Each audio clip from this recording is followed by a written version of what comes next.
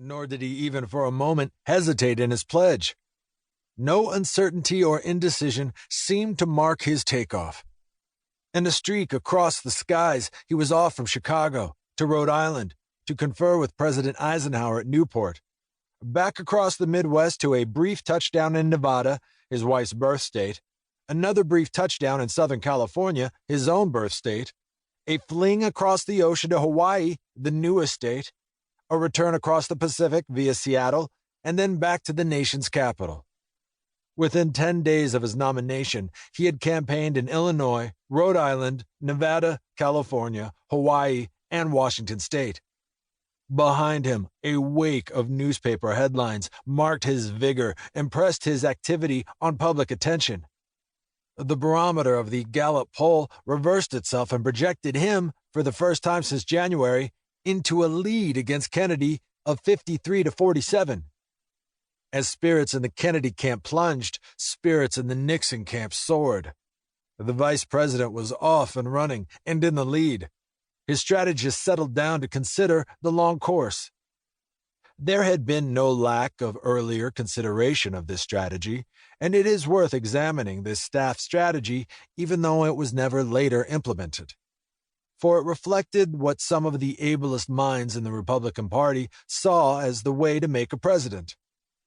As early as May, friends of the vice president and members of the Republican National Committee had begun to plan a Nixon campaign on the assumption that the vice president would certainly be nominated. They had planned an early takeoff in August, then an intense 9-week schedule starting on September 12th. They had winnowed all the hundreds of invitations offered the vice president, pondering the proper engagements in the priority states, meshing them with trips, flights, logistics.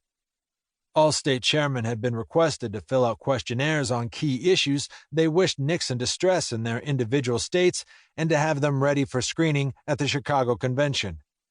Regional TV, they decided, would be used extensively. The suburbs would be hit hard. Scheduling would be buttoned down before September 12th, both for travel and for TV, with only the last 2 weeks left flexibly open. Further, there was to be set up in Washington a plans board that would have all authority over detail and timing once the vice president had set policy and principles. The vice president would make no commitments independently of his plans board, and he agreed to meet with them once a week. On the plans board would sit the campaign chairman, Leonard W. Hall, the campaign director, Robert Finch, the planning director, James Bassett, the national chairman, Thurston B. Morton, the National Committee's veteran publicity director, L. Richard Guylay, the director of TV operations, Carol Newton, and a liaison man from Eisenhower's White House staff, Robert Merriam.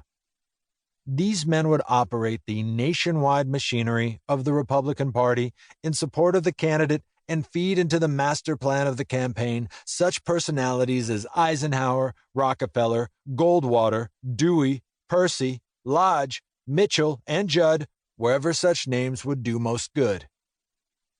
Several of the conceptions of these men are still fascinating in retrospect, and 2 at least should be noted for the record. The first can be called the Len Hall-Jim Shepley strategy, an ideological theme that pictured the bridge between the past and future that Nixon later was never to make clear. This early Hall-Shepley strategy proposed a theme reflecting contentment with the immediate past. The country was prosperous. The wars had ended. Eisenhower had given the new nominee a magnificent base of departure, peace and prosperity. The candidate should take this theme of departure from this base, yet add it to the theme of America's future in this world of science and change. Now that Eisenhower had pacified the world and set the economy on an even keel, Nixon should evoke all those wonders of science and technology that are about to come upon our lives, presenting himself as an experienced man, yet a new man who could develop all these wonders for the greater bounty of America and mankind. Nixon has more than a passing interest in the development of American science, and his years in Washington have given him sound competence in its discussion.